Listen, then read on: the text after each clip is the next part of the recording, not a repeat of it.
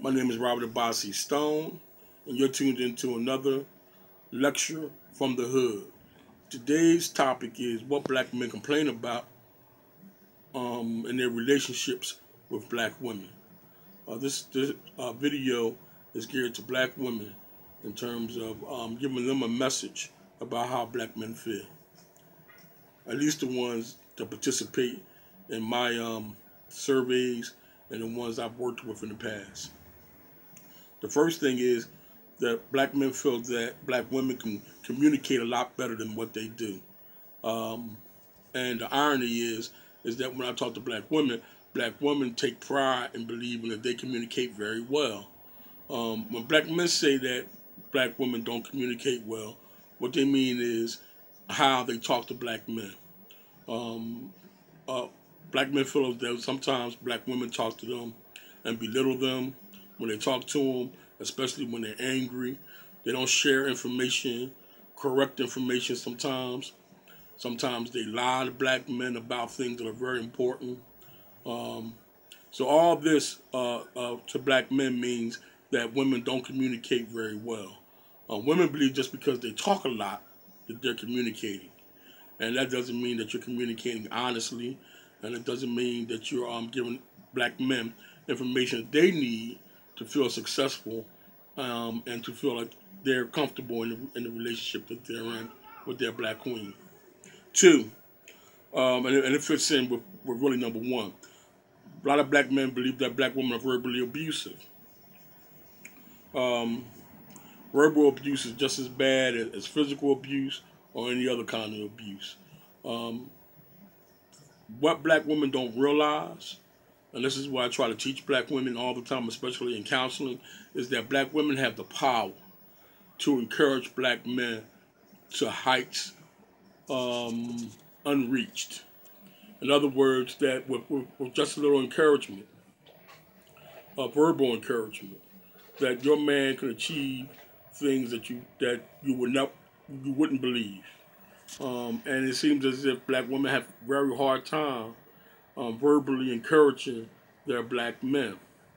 And it has a lot to do with negative attitudes that they have about black men and negative attitudes they have about themselves. But if we look at ourselves and then we can see the type of verbal abuse that we give each other, not just black women, but black men also, that we can accomplish a whole lot more than what we accomplish. And to piggyback on the verbal abuse, one more point. Um, I'm going to do a video on how we curse each other.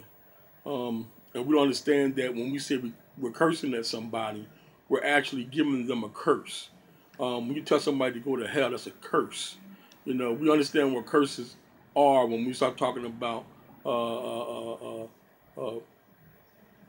black arts or black religion or voodoo and all that. You say, oh, that stuff is real. That stuff is there. That's the devil. But when you curse somebody and tell somebody to go to hell, that's the devil. You know, you understand what I'm saying? And we curse our children. We curse each other out in relationships.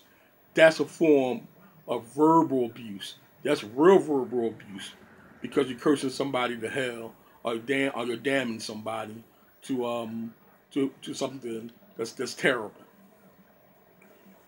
Number three, we believe that black women like to assume a lot of things that's already in their heads. So, and black men do this also.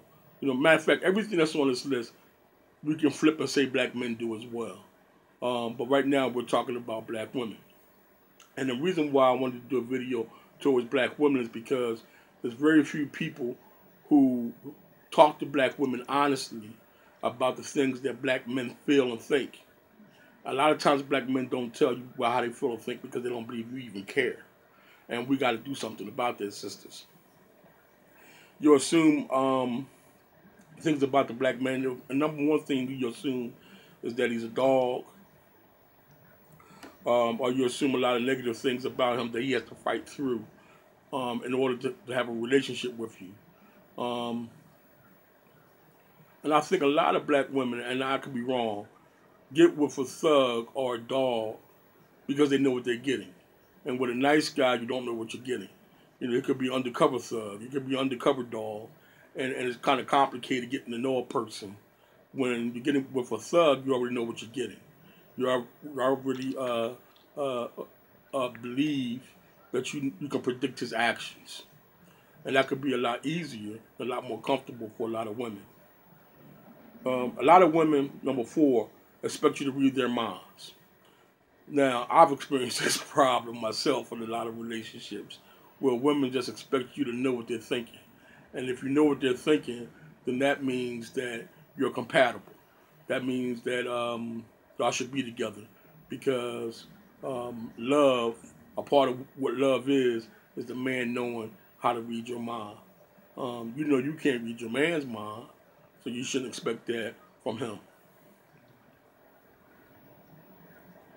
This is another problem. Five. This is another problem that I see a lot is that women leave men in limbo, and what I mean by limbo is that a woman can pick up and leave for a week, 2 weeks, a month. She got to get away. She needs a vacation. She's going to stay somewhere else. And the man, and when a woman does this, a man automatically assumes that you're with another man. So what a man does is he moves on. He gets and picks up another woman. The woman always